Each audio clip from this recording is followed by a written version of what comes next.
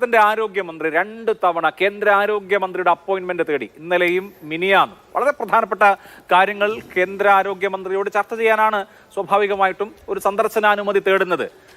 സന്ദർശനാനുമതി പോലും കൊടുക്കേണ്ടതില്ല എന്ന് തീരുമാനിക്കുന്നത് എന്ത് ധാർഷ്ട്യമാണ്? അഭിലാഷ്, നമ്മൾ എന്തിൻ്റെ അടിസ്ഥാനത്തിലാണ് ആ തരത്തിലുള്ള ഒരു വിഷയം ചർച്ച ചെയ്യുന്നതെന്ന് എനിക്കറിയില്ല.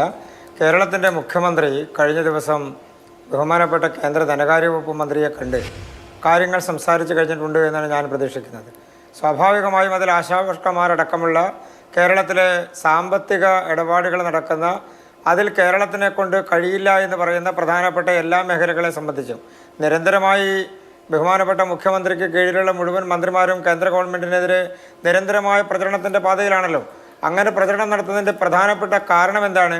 കേന്ദ്ര ഗവൺമെൻറ്റിനെതിരെ നിരന്തരമായി കേരളത്തിൽ പത്രസമ്മേളനം നടത്തിയും പൊതുയോഗങ്ങളിലും ചാനലുകളിലും ചർച്ചയുടെ ഭാഗമായി വർത്തമാനം പറഞ്ഞുകൊണ്ടിരുന്നാൽ ഇതെല്ലാം കേന്ദ്രമാണ് എന്ന് കേട്ടുകൊണ്ടിരിക്കുന്ന ആളുകൾക്ക് ഒരു പൊതുധാരണയുണ്ടാകും. ആ പൊതുധാരണ വരുത്തി സൃഷ്ടിക്കുക എന്നതിനേക്കാൾ അപ്പുറത്ത് എന്തെങ്കിലും അതിൽ കാരണമുണ്ടോ എന്ന് എനിക്കറിയില്ല. പക്ഷേ എന്തായാലും കേരളത്തിൻ്റെ മുഖ്യമന്ത്രി ധനകാര്യ വകുപ്പ് മന്ത്രിയുമായി ചർച്ച നടത്തിയതിന് ശേഷം പ്രത്യേകിച്ച് എന്തെങ്കിലും ആരോഗ്യവകുപ്പ് മന്ത്രിക്ക് ചർച്ച ചെയ്യാൻ വേണ്ടി പോകാനുണ്ടോ എന്നുള്ളത് അവരുടെ ബുദ്ധി. അതിന്റെ പ്രധാനപ്പെട്ട ഒരു കാരണം, ഫിനാൻസ് മിനിസ്റ്ററെ കേരള മുഖ്യമന്ത്രി കണ്ടത് ആശാ വിഷയം ചർച്ച ചെയ്യാനല്ലല്ലോ, സംസ്ഥാനവുമായി ബന്ധപ്പെട്ട വിഷയങ്ങൾ ചർച്ച ചെയ്യാനാണെന്നാണ് ഞാൻ മനസ്സിലാക്കുന്നത്. ഇവിടുത്തെ വിഷയം ആശാ വർക്കർമാരുമായി ബന്ധപ്പെട്ട വിഷയം ചർച്ച ചെയ്യാൻ സ്പെസിഫിക് ആയ അനുമതി പത്രത്തിൽ, ആ അനുമതി ചോദിക്കുന്ന കത്തിൽ വ്യക്തമാക്കുന്നുണ്ട് ആശാ വർക്കർമാരുടെ വിഷയം അടക്കം, NHMന്റെ ഫണ്ടും ആശാ വർക്കർമാരുടെ വിഷയവും അടക്കം ചർച്ച ചെയ്യാൻ അങ്ങയുടെ സന്ദർശനാനുമതി വേണമെന്ന് കേന്ദ്ര ആരോഗ്യമന്ത്രിക്ക് 2 തവണ കത്ത് കൊടുത്തിട്ടും എന്തിനാണ് ആരോഗ്യമന്ത്രിയെ കാണുക പോലുമില്ല എന്ന് പറയുന്നത് എന്നുള്ളതാണ് എൻ്റെ ആദ്യത്തെ ചോദ്യം. ഒരുപാട് ചോദ്യങ്ങൾ വേറെയുണ്ട്. അല്ല, അങ്ങനെ അനുമതി തേടിയതിൻ്റെ അന്ന് തന്നെ ഫ്ലൈറ്റ് കയറി പോകാൻ വേണ്ടിയുള്ള നടപടി സ്വീകരിക്കേണ്ട കാര്യമുണ്ടോ? അനുമതി കിട്ടിയിട്ട് പോയാൽ പോരെ? ആരോഗ്യവകുപ്പ് മന്ത്രിയെ സംബന്ധിച്ച് അവർ നേരത്തെ കുവൈറ്റിലേക്ക് വേണ്ടി പോകാൻ എയർപോർട്ടിലൊരു ചരിത്രം നമുക്കറിയാമല്ലോ.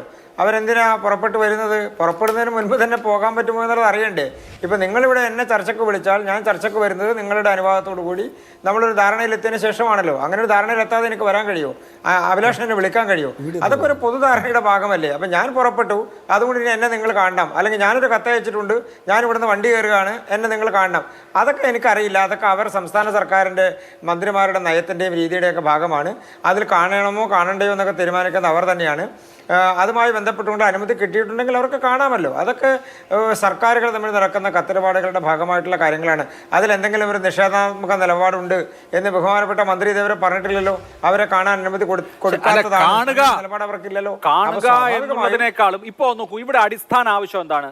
ആശാ വർക്കർമാരുടെ അടിസ്ഥാന ആവശ്യം അവർക്ക് മിനിമം കൂലിക്ക് തുല്യമായി 21,000 രൂപ പ്രതിമാസം ലഭിക്കണം എന്നുള്ളതാണ്. ആ പ്രതിമാസം ലഭിക്കണമെങ്കിൽ 10,000 രൂപ സെൻട്രൽ ഇൻസെന്റീവും 7,000 രൂപ സംസ്ഥാന ഓണററിയും ഉണ്ടെങ്കിൽ 17,000 രൂപയാവും. ബാക്കി വേരിയബിൾ ഇൻസെന്റീവ് ഏതാണ്ട് 4,000-ന് അടുത്ത് വരും എന്നാണ് എങ്കിൽ 21,000 കിട്ടും. അപ്പോൾ കേന്ദ്രം 10,000 ഫിക്സഡ് ഇൻസെന്റീവ് വർദ്ധിപ്പിച്ചാൽ ഈ പ്രശ്നത്തിന് പരിഹാരം കാണാം. അങ്ങനെ 10,000 കേന്ദ്രം വർദ്ധിപ്പിച്ചാൽ ആ 10,000വും കേന്ദ്രം കൊടുക്കേണ്ടതല്ല, സംസ്ഥാനങ്ങളാണ് 40% വഹിക്കേണ്ടത്. കേന്ദ്രം 10,000 വർദ്ധിപ്പിക്കുന്നു, 10,000 ആക്കി വർദ്ധിപ്പിക്കുന്നു എന്ന് പ്രഖ്യാപിച്ചാൽ 6,000 കേന്ദ്രം കൊടുക്കേണ്ടതുള്ളൂ, 4,000 സംസ്ഥാനമാണ് കൊടുക്കേണ്ടത് എന്നിരിക്കെ ഈ പ്രശ്നം പരിഹരിക്കാൻ ഒരു തീരുമാനമെടുത്താൽ പോരെ? ഇങ്ങനെ ഒരു തീരുമാനമെടുത്താൽ പോരെ?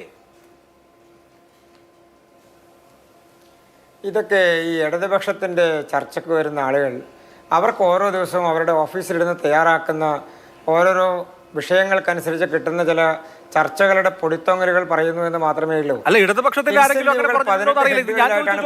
അത് ഓരോ അല്ല, ഞാൻ കേട്ടുകൊണ്ടിരിക്കുന്നതാണല്ലോ. നമ്മൾ ഇടതുപക്ഷത്തിൻ്റെ ആളുകൾ ഈ സമരത്തിൽ പങ്കെടുക്കുന്ന, സമരം നടത്തുന്ന സാധാരണക്കാരായിട്ടുള്ള ആശാ വർക്കർമാരോട് എന്തൊക്കെ രീതിയിലാണ് അവരെ അപഹസിക്കുന്നത്, അവർക്കെതിരെ ആക്ഷേപങ്ങൾ ചോദിക്കുന്നത് നമ്മൾ കേട്ടുകൊണ്ടിരിക്കുന്നതാണല്ലോ. അവരുടെ വഴിക്ക് അവർ പോയിക്കോട്ടെ, സമരം അവിടെ നടക്കട്ടെ. ഇനി ഒരു പ്രധാനപ്പെട്ട കാര്യമുള്ളത്, ഈ സർക്കാർ പൊതുവായി ഇതുമായി ബന്ധപ്പെട്ടുകൊണ്ട് പ്രചരിപ്പിക്കാൻ ആഗ്രഹിക്കുന്നത് ഇൻസെൻറ്റീവ് കൃത്യമായി ഒരു വർധനവുണ്ടാക്കി കഴിഞ്ഞാൽ അത് ഞങ്ങൾ ബാധ്യതപ്പെട്ടിട്ടുള്ള എമൗണ്ട് ഞങ്ങൾ കൊടുക്കുമെന്നുള്ളതാണ്. ഞാൻ തിരിച്ചു ചോദിക്കാൻ ആഗ്രഹിക്കുന്നത്, ഇൻസെൻറ്റീവ് എങ്ങനെയാണ് തീരുമാനിച്ചിട്ടുള്ളത്? 18 ഹെഡുകളിലായി വ്യത്യസ്തമായിട്ടുള്ള എമൗണ്ടുകളായി ഓരോ സംസ്ഥാനം മാത്രമല്ല, ജില്ലക്കനുസരിച്ച്, താലൂക്കിനനുസരിച്ച് അതിന് എമൗണ്ട് വ്യത്യാസമുണ്ടാകും. കാരണം അത് ഓരോരോ വിഷയങ്ങൾക്കനുസരിച്ചിട്ടാണ് അതിൽ പ്രചരണത്തിന്റെ ഭാഗമാകുന്നവരോ വേരിയബിൾ ആയിട്ടുള്ള ഇൻസെന്റീവുകൾ ഉണ്ട്. അതല്ലാതെ ഒരു ഫിക്സഡ് ഇൻസെന്റീവ് ഉണ്ടല്ലോ, 2,000 + 1,000 3,000. ഈ പറഞ്ഞ ഫിക്സഡ് ഇൻസെന്റീവ് വർദ്ധിപ്പിക്കാം കേന്ദ്രത്തിന്, ഒരു തടസ്സവുമില്ല.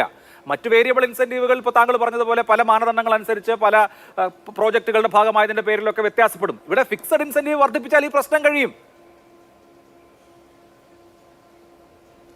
ശ്രീ അഭിലാഷ്, നമ്മുടെ രാജ്യത്തെ എല്ലാ സംസ്ഥാനങ്ങളും കേന്ദ്രഭരണ പ്രദേശങ്ങളും അടക്കം എത്ര ആശാ വർക്കർമാർക്കാണ് കേന്ദ്ര ഗവൺമെൻറ് ഇതുമായി ബന്ധപ്പെട്ടുകൊണ്ടുള്ള ഇൻസെൻറ്റീവുകൾ നൽകുന്നത്? എല്ലാ സംസ്ഥാനങ്ങൾക്കും അതിൻ്റെ വിഹിതം നൽകേണ്ടതല്ലേ? ശ്രീ ശിവദാസൻ സൂചിപ്പിച്ചപ്പോൾ അദ്ദേഹം പറയുകയാണ്, ഹരിയാനയിലൊരു ഉദാഹരണം ചൂണ്ടിക്കാണിച്ചുകൊണ്ട് ഞങ്ങൾ അതിൽ കൂടുതൽ എണ്ണം ആളുകൾക്ക് കൊടുക്കുന്നില്ലേ? നിങ്ങൾ ഒരു സംസ്ഥാനത്തെക്കുറിച്ച് ആലോചിക്കുന്നത്, കേന്ദ്ര ഗവൺമെൻറ് ഈ രാജ്യത്തെ മുഴുവൻ സംസ്ഥാനങ്ങളെക്കുറിച്ചും ആലോചിക്കുന്നുണ്ട്. നിങ്ങൾ 26,000 ചില്ലാനം പേർക്ക് കൊടുക്കുമ്പോൾ ഉത്തർപ്രദേശിൽ മാത്രം കൊടുക്കേണ്ടത് 1,78,000 ആളുകൾക്കാണ്. അതൊരു സംസ്ഥാനത്തിൻ്റെ ഉദാഹരണമാണ് ഞാൻ സൂചിപ്പിച്ചത്. അങ്ങനെ പ്രധാനപ്പെട്ട നിരവധി സംസ്ഥാനങ്ങളിൽ 1,00,000-ത്തിലധികം ആശാ വർക്കർമാർ പ്രവർത്തിക്കുന്ന സംസ്ഥാനങ്ങളുണ്ട്. അപ്പോൾ പൊതുവായി അതുമായി ബന്ധപ്പെട്ടുകൊണ്ട് എല്ലാ സംസ്ഥാനങ്ങളുടെ അഭിപ്രായം, ഇപ്പോൾ കേരളത്തിൽ കൊടുക്കുന്ന അടിസ്ഥാനപരമായിട്ട് അവർക്ക് കിട്ടേണ്ട സംഖ്യയെ സംബന്ധിച്ച് അത് വർദ്ധിപ്പിക്കുന്നതിനെക്കുറിച്ച് ചർച്ച നടത്തി സമരം നടക്കുന്ന സമയത്ത് രാജ്യത്ത് മുഴുവൻ അത് വർദ്ധിപ്പിച്ചാൽ ഞങ്ങൾ അതിൻ്റെ ബെനിഫിറ്റ് ഇവിടെ കേരളത്തിൽ കൊടുക്കാം. ശരി, നിങ്ങളൊരു കാര്യം ചെയ്യും, കേരളത്തിൽ കൊടുക്കുന്ന പൈസ ഒരു 20,000 ആക്കി വർദ്ധിപ്പിക്ക്. എന്നിട്ട് രാജ്യത്ത് മുഴുവൻ ആളുകൾക്കും 10,000 രൂപ കൊടുക്കാമെന്ന് ആവശ്യപ്പെടും. അവരാവശ്യപ്പെടുന്ന 21,000 ആണല്ലോ. നിങ്ങളൊരു 1,000 രൂപ കുറച്ച് 20,000 കൊടുക്ക്. അവർക്ക് കൊടുക്കുന്ന 6,000-ഓ 6,500-ഓ നിങ്ങൾ വർദ്ധിപ്പിക്ക്. എന്നിട്ട് നിങ്ങൾ ആവശ്യപ്പെടും, ഞങ്ങൾ 1,500 കൊടുക്കും, ഞങ്ങൾ 9,000 കൊടുക്കും. സമരത്തെ പിന്തുണയ്ക്കുകയും അപ്പോഴും താങ്കൾ ഉദാഹരണം പറഞ്ഞ 1,00,000-ലധികം വരുന്ന ആശാ വർക്കർമാരുള്ള ഉത്തർപ്രദേശിൽ നോക്കൂ, സ്റ്റേറ്റ് കൊടുക്കുന്നത് 1,500 രൂപ. നമ്മളിപ്പോൾ 20,000-ക്കുറിച്ചും 21,000-ക്കുറിച്ചും ഒക്കെ അല്ലേ പറയുന്നത്. കേന്ദ്ര സർക്കാരിന്റെ കണക്കനുസരിച്ച്, കേന്ദ്ര സർക്കാർ പാർലമെന്റിൽ അറിയിച്ചതനുസരിച്ച് ഉത്തർപ്രദേശ് ₹1,500 പെർ മന്ത് ആണ് സ്റ്റേറ്റ് ബജറ്റിൽ നിന്ന്, സ്റ്റേറ്റ് അക്കൗണ്ടിൽ നിന്ന് കൊടുക്കുന്നത് എന്നുള്ളത് ആലോചിക്കണം. അപ്പോൾ നമ്മുടെ രാജ്യത്തെ എല്ലാ ആശാ വർക്കർമാരുടെയും സേവന വേതന വ്യവസ്ഥകൾ ഉയരേണ്ടതാണ് എന്ന നിലയിൽ ഒരു തീരുമാനമെടുക്കാൻ കേന്ദ്ര സർക്കാരിന് പറ്റും. അങ്ങനെ ചെയ്യേണ്ടതാണ് എന്നുള്ളതാണ് അക്കാര്യത്തിൽ എനിക്ക് തോന്നുന്നത്.